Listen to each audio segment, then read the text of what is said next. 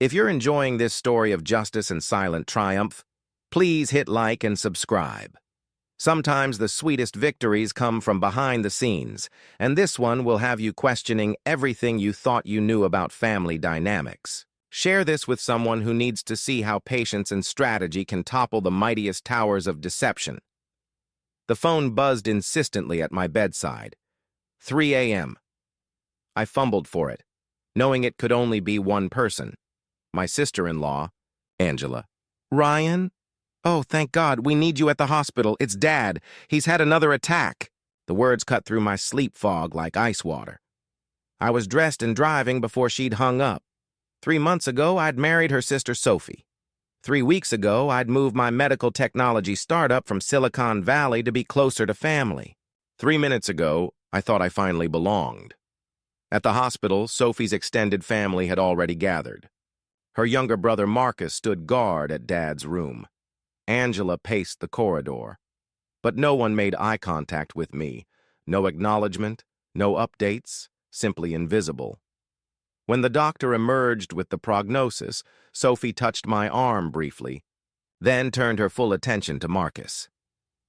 I could have been a stranger in the beige scrubs, a passing orderly stopping to listen to the conversation. "Dad's stable now," the doctor announced. "But he's asking for family." Marcus nodded, swept into the room with Sophie and Angela. The door clicked shut. I stood there, the sound echoing in my chest cavity. 3 months of marriage, 3 years of dating before that, and I was still standing outside the circle, watching. Through a glass wall, I helped myself to coffee from the waiting room machine. Black, bitter, it matched my mood. When they finally emerged, Dad was sleeping. Sophie suggested I go home, get some rest. "We'll stay tonight," she said, her eyes not quite meeting mine. "Marcus needs us." Always Marcus needed someone, always family first. And somehow I was perpetually excluded from that definition. The drive home was automatic, my Tesla navigating while my mind churned. My startup had just secured its 3rd round of funding, $60 million from a consortium of European investors. In 18 months, we had revolutionized portable cardiac monitoring. The device I invented had saved thousands of lives across 14 countries. Yet in my wife's family, I was the interloper, the outsider, the stranger Sophie had married. Back home, I opened my laptop. Emails from investors, updates from my team, a message from Dr. Chen in Singapore. Our device had successfully predicted 3 cardiac events in their emergency department last week. Lives saved. But here, in this house where I paid the mortgage, bought the furniture, covered the living expenses while Sophie finished her law degree, I was invisible. Morning light filtered through the kitchen windows. Sophie returned around 6, dropping her purse on the counter I'd installed last winter. "I need to shower. Marcus is coming by this morning to discuss Dad's care." No mention of my opinion, no invitation to the discussion, just notification that decisions would be made without consulting the man who'd moved across the country to be part of this family. The doorbell rang at 8. Marcus entered without greeting me. In my home. Past furniture I'd selected, walking on floors I'd refinished. He headed straight to the kitchen where Sophie waited with coffee. "We need to talk about Dad," Marcus began, spreading papers across. The dining table I'd inherited from my grandmother. "His medical bills are mounting. The house will need modifications. We're looking at substantial costs." His eyes slipped over me like I was wallpaper. "Sophie and Angela are the primary beneficiaries. We need to plan." I studied him carefully. Marcus, 32, perpetually unemployed, supported by both Sophie and Angela, who paid his credit card bills and car insurance. He'd moved back in with their father after his 3rd attempt at graduate school failed. Now he was orchestrating financial planning for a man whose medical care had been entirely covered by the insurance I'd arranged through my company. "Have you considered speaking with a financial advisor?" I suggested. "I could recommend someone from our company's network, They handle estate planning for tech executives. Marcus barely acknowledged my existence. He turned to Sophie. We should probably exclude external assets from this discussion.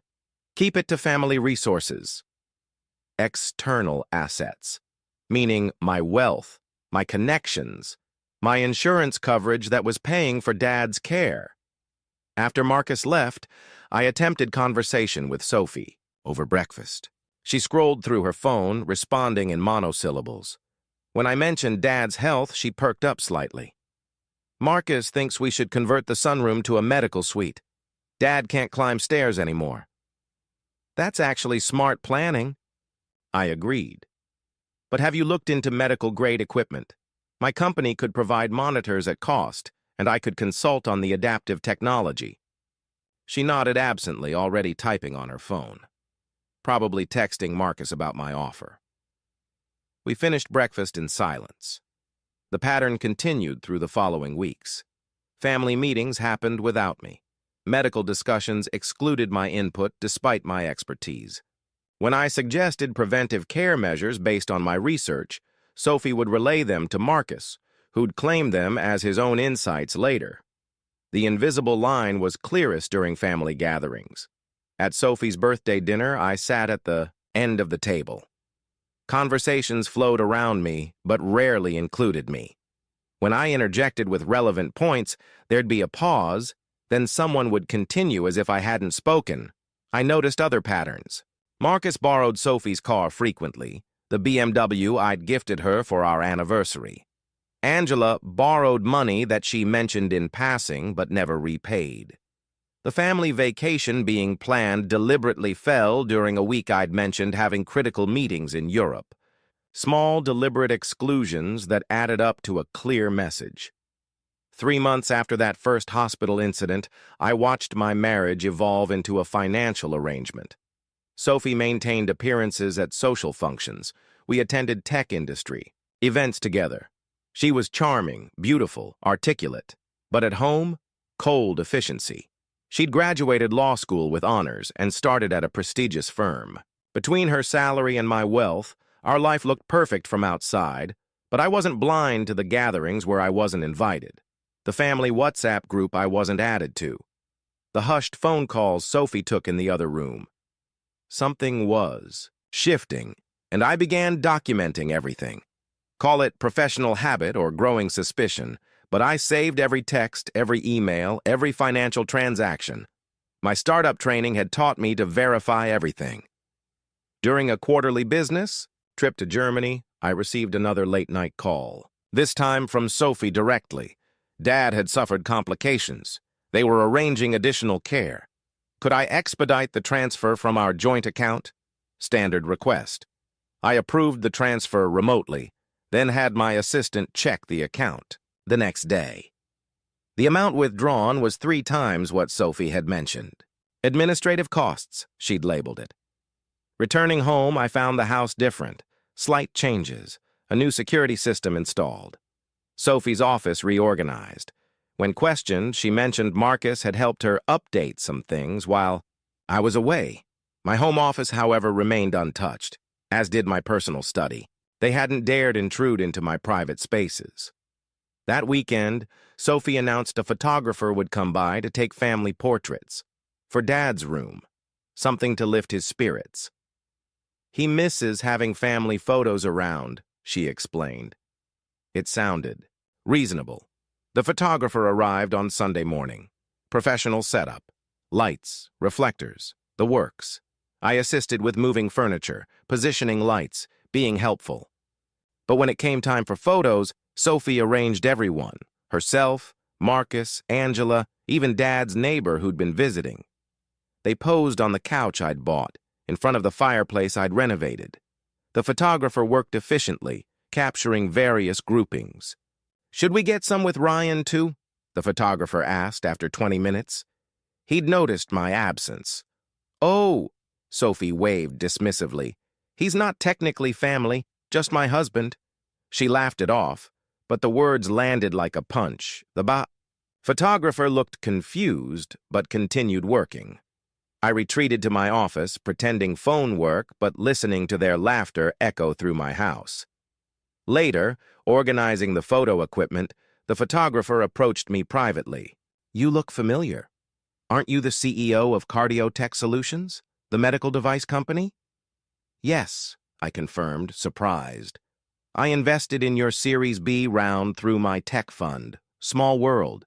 Your device saved my brother-in-law last year. Predicted? His heart attack 3 days before it happened." He shook my hand enthusiastically. "Amazing company.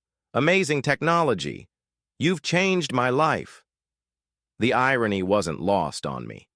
A stranger appreciated my worth more than my own wife's family. The photographer saw me as an innovator, a lifesaver. To Sophie's family, I was merely an ATM with inconvenient opinions. That evening, reviewing security feeds from my office, I noticed something peculiar. During my recent trip, Marcus had entered my study. The footage showed him carefully photographing documents on my desk, my investment portfolios, company stock options, property deeds. He'd been systematic, methodical, photographing without touching, leaving no obvious evidence. My suspicions crystallized. I began my own investigation, discreetly, professionally, hiring a private investigator who'd worked security for tech companies.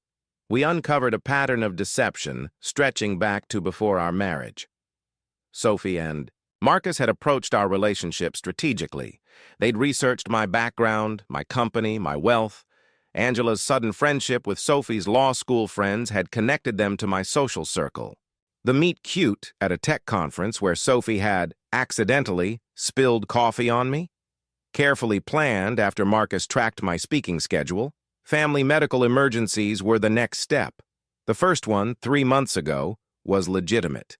But subsequent incidents had been manufactured, creating financial pressure, establishing need, positioning me as the solution to their father's mounting medical expenses and the family's broader financial struggles. The investigator uncovered. Their next move, a business venture. Marcus was attempting to license my company's technology for a startup, not through proper channels, but by approaching investors with stolen details. Sophie's law firm was preparing the documentation. They planned to leverage family relationships to gain access to my patents and proprietary technology. Armed with this knowledge, I planned carefully. No dramatic confrontation, no explosive reveal, just quiet, methodical action. First, I relocated critical business documents and valuables to a secure facility, changed passwords and security codes throughout the house and my company's systems. My lawyers prepared divorce papers discreetly, including detailed evidence of the attempted industrial espionage. I restructured my company's ownership, moving key assets to offshore entities beyond reach. The photographer incident became my turning point. I scheduled a family meeting under the pretense of discussing Dad's long-term care, set up in my home office. Hidden cameras captured everything. Marcus began by presenting his revolutionary idea for partnering with my company. "Imagine the possibilities," he pitched enthusiastically. "Keeping the technology in the family. I've already spoken with potential investors using stolen information," I interrupted calmly.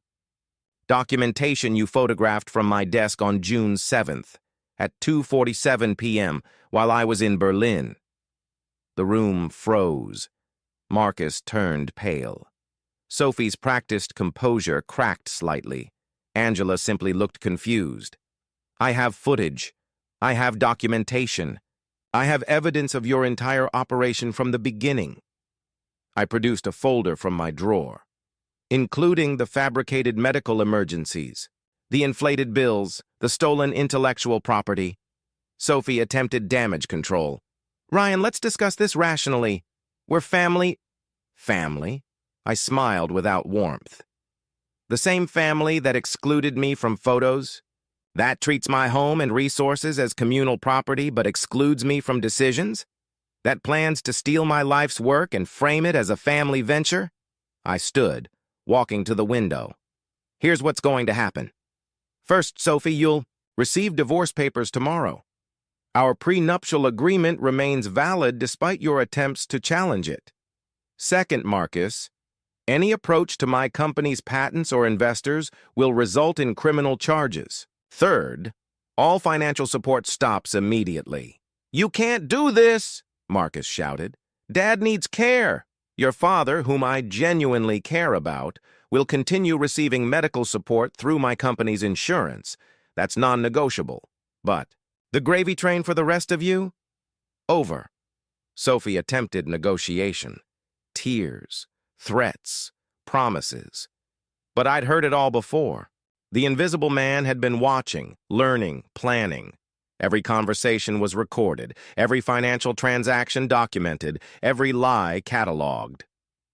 Within a week, I'd moved to a serviced apartment downtown. Sophie remained in the house initially, at her lawyer's advice. But without access to joint accounts, without my financial support, reality set in quickly. The mortgage I'd been paying, the utilities, the credit cards, all stopped. Marcus attempted to salvage his startup scheme, approached my investors behind my back. But I'd already warned them, shared evidence of his industrial espionage. 2 investors filed restraining orders. The tech community is smaller than people realize, and word spread quickly. Sophie's firm partners discovered her involvement in the scheme. Legal ethics violations resulted in immediate termination. Her law license faced review. The professional life she'd built while riding my coattails crumbled as quickly as our marriage. Dad actually understood everything with clarity. During one of my final visits, he looked at me sadly. I knew something was wrong, he admitted. Marcus and Sophie always acted strange around you. Guilty almost. I wanted them to be decent people. They are decent people, I replied. To each other. Just not to outsiders. We shared a laugh. I ensured his care continued through special arrangements with my insurance provider. Whatever Sophie's family did, I wouldn't punish their elderly father for their sins. 3 months after that pivotal family portrait session, I watched Sophie sign the divorce papers. Her designer outfit seemed less polished. Dark circles under her eyes suggested sleep hadn't come easily. We met in her temporary lawyer's office. She could no longer afford her original firm. I did care, she said finally. In the beginning. In the beginning, I agreed. Before Marcus showed you my portfolio, before you calculated the value of marrying me versus the cost of loving me. She couldn't meet my eyes. Good. Let her remember that final photography session.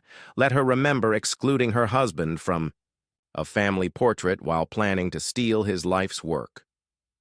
6 months later, my company hosted a gala celebrating the device's success in preventing over 5,000 cardiac deaths. I stood on stage, recognized by the medical community for work that mattered. Real impact, real purpose. That evening's photographer captured perfectly the crowd's admiration.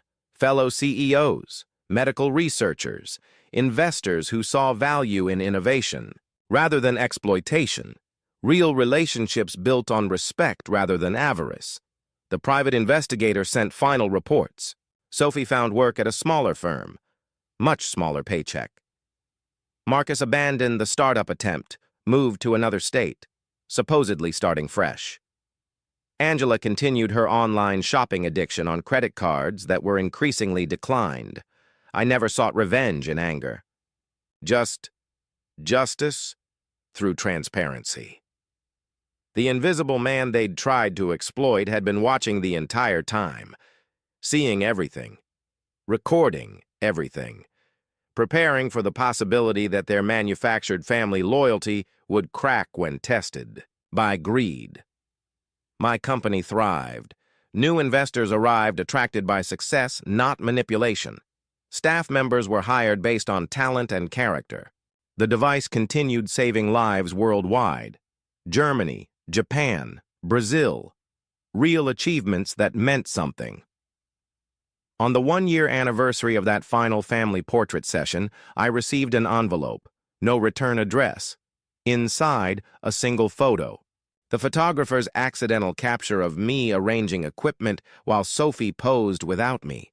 Below, in elegant handwriting, "Sometimes the most invisible people see everything.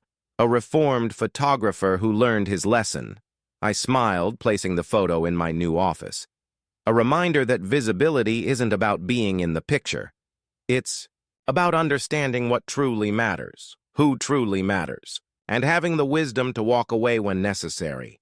My device continued saving lives across continents while Sophie's family struggled to rebuild reputations they'd damaged themselves.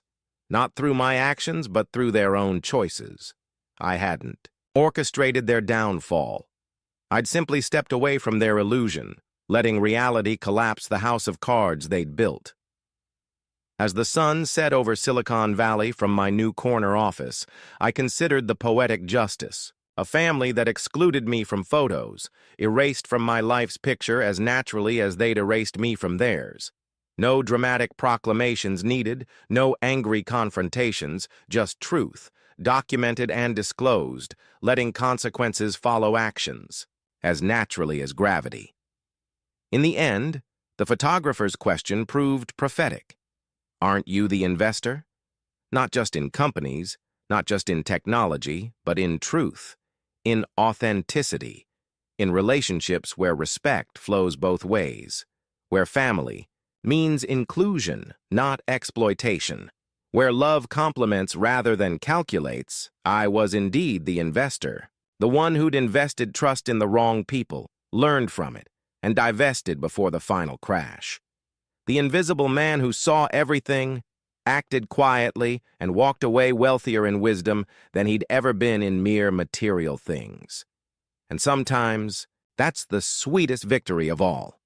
If this story resonated with you, please share it with someone who might need to remember that their worth doesn't depend on others' recognition. Sometimes the quietest exits make the loudest statements, and the most powerful revenge is simply living well, while those who wronged you face the natural consequences of their choices. Hit subscribe to join others who believe in justice served cold and truth revealed patiently.